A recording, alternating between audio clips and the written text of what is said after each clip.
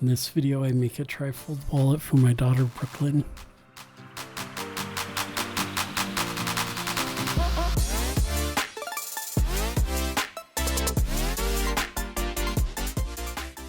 Wanted to try stitching with the diamond pattern, so I brought in this picture of a diamond pattern, scaled it, and then drew diamonds to match.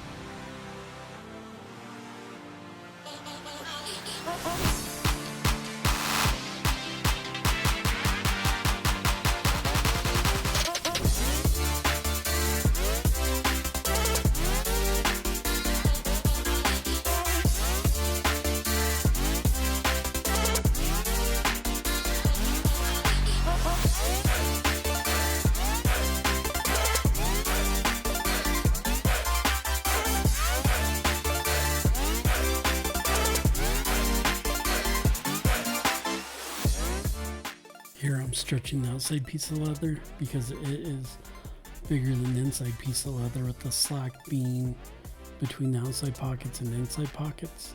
I lined up my holes in the middle, and then the outside holes line up with the outside of the pocket.